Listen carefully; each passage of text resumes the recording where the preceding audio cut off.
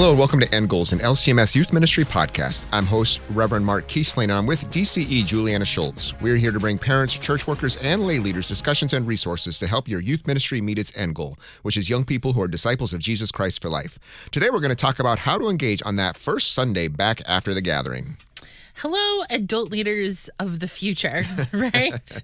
Mark and I are recording this in June because right now we are just exhausted. And I know you are too, right? And we thought ahead that, if we want an episode to be able to drop for you to listen to on your way home while your youth are asleep in the back of the van or somewhere on a plane, our hope is that this gives you some ideas and some encouragement about what it can look like to carry on with some of your gathering experience forward in that first Sunday or the first couple of weeks or even the first month after you come back from the gathering. Absolutely. And first, can we just say thank you. Thank you for all your preparation and getting your youth to the gathering.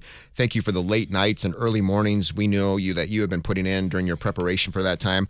Right now, like you said, early June when we're recording this, like right now we're getting emails from people that, God bless you all, like you're doing VBSs and stuff on top of this. Oof. And then you got the gathering coming up in a few weeks too. So thank you for all your investment in ministry at your congregations and in young people of all ages. We're just so thankful for you. Thank you for pouring into the lives of these young people that went with you and most importantly, pointing them to Jesus. And we know that the gathering has a positive impact on the faith lives of young people. And we know so much of that is a reflection of, again, the investment that you put in them, having God's word open to them, being in prayer and relationship with them. So thank you for making the most of this opportunity for them. And if you are listening to this in a van on the way back, and teens, if you are half asleep listening in the back of the van right now, yes, I'm talking to you, please don't forget to thank your adult leaders. So let's talk about a few key things that you can be thinking about, you can be planning to do in the week or so after the gathering that can help you use what you experienced at the gathering for bigger impact on your ongoing youth ministry. Because that's really, for us, so important that this gathering is more than just the 5 days you just experienced, that it is a part of an ongoing, healthy, vibrant youth ministry. So the first thing maybe to think about is that coming back is going to be a little difficult. Yeah, absolutely. I think sometimes that's the case. We hear that young people and adults too, the gathering, I think of too, like a week at summer camp, that's just amazing, or servant events.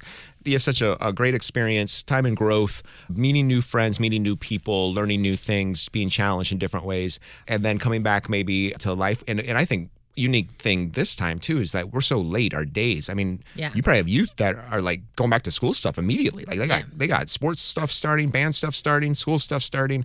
And so it's back to those rhythms of where having maybe something like a gathering where they've had extended time in God's word and Christian relationship to how to continue to support them when they go back into their vocations back home. And that we take the opportunities we had at the gathering, what we learned back into that. And I think having, again, additional support and prayer through that can be really important for a young person as they carry back into their everyday lives.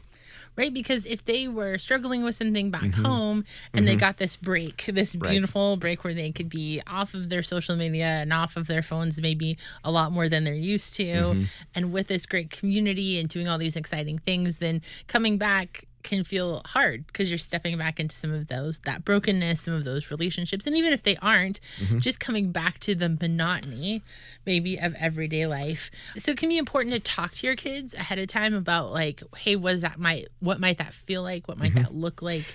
How might that be a joy thing, and how might that be a struggle? Right. And so certainly, I mean, there's gonna be a lot to pick up on that, we hope, through the theme Endure. And there was certainly a lot of that conversation even when we were developing the theme. And as we continue to release resources, they're going to hear it through session speakers and mass event speakers and things too. So, and that can kind of hopefully be this way. Where do we point back to our endurance in Jesus, our endurance as a people, and we endure to the end? And again, some of your young people are going back to some really tough struggles coming back. And so how do we encourage them in that it's not just easy, no struggle going back, but yet Christ is in those struggles with them, and you get to be possibly and other people around them too, to rally around them as they go through that. And so it's just a beautiful way to do that. And some of those maybe don't necessarily, they're excited to maybe go back too. They got things ahead of them and be able to cheer them on too, be that part of that cloud of witnesses that's supporting them along the way too, that again, ultimately pointing them that endurance in Christ that we have together. And one of those things that we want them to go back to, you're headed back on a Wednesday or a Thursday, is to remind you that even though worship on Sunday morning at your congregation might look a little different than the worship they just had on Wednesday with 20,000 other Lutherans. That gathering, that is still, worship is still where God gives his good gifts, right? And so we hear often from people that, hey, that kind of worship attendance is lower on that Sunday coming back from the gathering, or even just that kids kind of feel a little bit of, I don't know, malaise coming back after that experience, and being able to talk to them about that God's gifts are given to us regardless of the size of the congregation or the location in which we're having our worship service. Yeah, and it creates, again, just that strong connection that we're going to have thematically in our teaching around, again, how God strengthens us for that race of endurance. To be, again, around that cloud, around those people that supported them to get to the gathering, been praying for them while they're away, reconnect with them, show their gratitude for that, and to hopefully, again, grow deeper understanding of grace and who we are as God's people, forgiven sinners that are gathered together around, again, Christ's gifts. And so just another strong connection to keep that connection going and remind them what's at the focus of what we do, whether it was at the youth gathering or our daily life with Christ, that, again, we come and are fed by him. And so just another great connection for that ongoing discipleship and ongoing relationship connection with those young people. Yeah, I think this can be a little harder for our youth groups that have maybe just a few young people. And when they show up on Sunday and they've gone from being all teenagers to one or two or just a handful of teenagers, that can suddenly feel like just how joyful it can feel for us to be together. It can feel suddenly a little bit isolating, and helping them to think about, that God is still at work and God has still brought them into this great cloud of witnesses that's in their congregation, and reminding them that comparison's not where we should be, our focus should be on. Yeah. Right. And I think encouragement, I think we're going to talk about this on another podcast here soon, is for you adult leaders too, is hopefully you got a chance through affinity groups or adult leader sessions, or just sitting next to someone in orientation, that you got to meet other adults too, that if you feel isolated in your work with young people, that that there are people cheering you on and caring for you. So, reach out to those people if you get a little bit of space in there these coming weeks with everything you got probably going on, to drop that note, find them on Facebook, whatever it might be, so that too you can be mutually encouraged in your work with young people as well, so that you're being fed by other people too that can know the same struggles and have the same joys too. Yeah, reminding them that God is at work in your congregation, and that he has brought them specifically to be a part of that congregation and to be in his word every Sunday. And then as we kind of talk about part of the thing that you can do, both to encourage them as they're coming back to their everyday lives, and encouragement to them to come on Sunday mornings, is really through those relationships that you have fostered through the gathering. Absolutely. So I think of, you've either had it maybe in your congregational group, or however you divided things up. You may have had a smaller group based on rooming assignments or other things that you're doing that. So just to maybe get in a rhythm of thinking about how can you check in with young people, appropriately with, parents too, they're coming back to, and just so that, again, connection continues to be made, those invitations are made, those relationships continue to be built, that we hope through God's grace, you've got the space and time and energy to keep intentionally building those relationships, making those connections, as, again, God works through those in amazing ways. And so through that too, hopefully you're able to remind young people about their experience of the gathering too. So we hope that the gathering can be a great tool for their ongoing discipleship. And whether that's, we'll talk about the resources and things certainly that are coming out, but just so that it's not something that is, as you said before, Julianna, it's not just the 5 days, but there's the prep, as we know, going into it certainly, but then the time afterwards as well, that there's hopefully, again, a good initiative and momentum into building those relationships with young people. Right. And so making sure as an adult leader that you're thinking about, who do I need to text this week, right? Who do I want to make sure and check in and see them on Sunday and ask them how much they've slept in the last 4 days or 3 days or whatever. Whose parents do I need to reach out to, because I want to make sure that they're reconnected or connected with what's happening. All of those little pieces, rather than just dropping them in the parking lot and being like, I'm out. Right? We did the thing, right? But thinking about how are we making those little connections that are going to help build into your healthy youth ministry.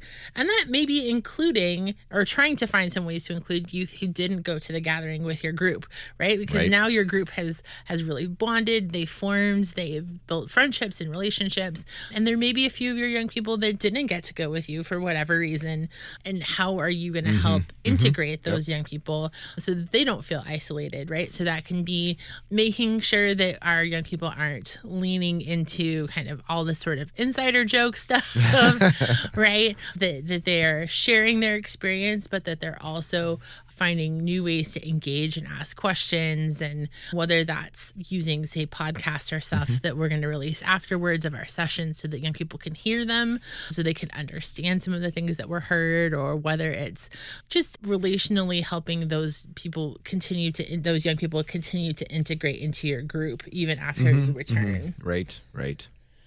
And then it's making sure that one of the things we hear from our poll often is like, hey, our church really supports our faith life. And I think that's partly because those right before you go to the gathering, your congregation is super focused on your financially, physically, all the logistics of getting your young people to the gathering. You're talking about it all the time. There's signage up. There's all those things. And maybe this is also just including those supportive adults who helped get them to the gathering, maybe came or didn't come, to be able to come to the table and continue to build that relationship so that support of young people is something that they feel continues on past the gathering, right? Yeah, and like you said too, I think, and more than just the adults that attended as well, that can be hopefully actively seen and noticed by young people, that it really took a lot of people for them to be at the event, faithful parents, faithful church workers, faithful church members, giving of their time and resources to make it possible, and so that they understand the beauty of the body of Christ and that love that surrounds them. I think one of those relationships that can be fostered pretty immediately upon your kids' return is that connection back to their parents, right? Especially if their parent did not come as an adult leader. I know that parents have this experience of their kid gets off of a van and sort of zombified, half asleep, tired, and full of beignets, maybe still, depending on how many made it into the car. Oh, beignets are not a car snack. No. But get home, and how was the gathering? And it was fine. Right? Where it was, hopefully it was great. And then like full stop, that's the end of the conversation. Right. And parents it can take a minute for parents to either kind of spelunk and get their kids talking about the gathering, or they may get bits and pieces along the way. We wrote a resource. You can find it up on the Adult Leader resources on the website, specifically for parents, to help them to think about how they can engage their young person in some ways that they can do that proactively. So that can be something you can hand off to your parents, but also giving parents some specific prompts, some specific questions, some specific things that you saw or that that young person was really excited about. That it could just be a text of like, hey, ask Bobby about his experience in the service projects that we did, right? Because there was a big connection there. How much that really helps to get that young person and that parent connecting and talking about what that experience at the gathering is, because we want our parents to be that centerpiece of their faith development. We want those parents to be having that conversation. And I know, I'm sure a lot of adult leaders thought through this on the front end, that I think what they like has changed over the years of the gathering was, it used to be probably from a parent standpoint, drop my kid off before the gathering, see him in 5 days or 6 days, don't really hear much from him. Where now, I'm sure adult leaders have such a great way to continue to connect back home, taking pictures on that servant event. Maybe they went on, be able to do that to for those of you that took the time to remind parents or to be able to check in with them, that hopefully can use those prompts as a way to say like, hey, remember back to that time when we were doing that, to talk about those experiences that they had. Because it's something, again, like there are times obviously we know of where a young person maybe goes to a youth gathering, there's kind of like this flashpoint to where like something just clicks in them and you see a big change and they have a new understanding of things. And at the same time, the gathering can be this thing to where like it kind of, I guess opens up like a flower or onion. There's layers to it. Yeah. Especially like I said, when you're tired and coming back, it's like, where are those things we can point back to? Like, remember what we learned in that Bible study or what we learned through that experience, and what does that now continue to apply to our everyday life? So again, those questions, those promptings, those conversations are just a great way again to expound on what happened over the 5 days within the event itself. Yeah. And I really would encourage, especially adult leaders, if as much as your young person is is willing, or kind of walking with that young person ahead of time. If there was something that came up at the gathering that you feel like is something parents need to be aware of, right? And certainly we don't want to be disclosing every, like we want to make sure that young people feel confident talking to us. And we know we're definitely going to share things if there was some sort of crisis, but encouraging young people to say like, hey, you and I talked about this thing you might be struggling with. It doesn't have to be something super extreme, but like, hey, we know that you're struggling with where you're going to go to college and what that's going to look like. And you shared with me just how difficult that decision is. Can we make sure that we have that conversation with your parents, circle them in, right? So that parents can continue that conversation, really, because there can be some really fantastic bridging into that parent conversation that can help that young person continue to process and circle and focus on Jesus as they struggle through whatever is kind of coming next. Yeah.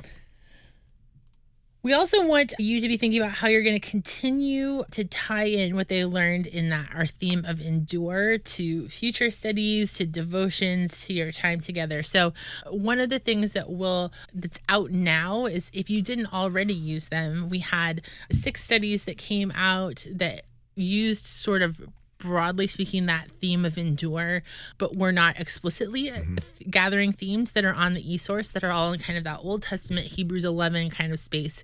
So if you didn't use those, you can certainly go back and use those.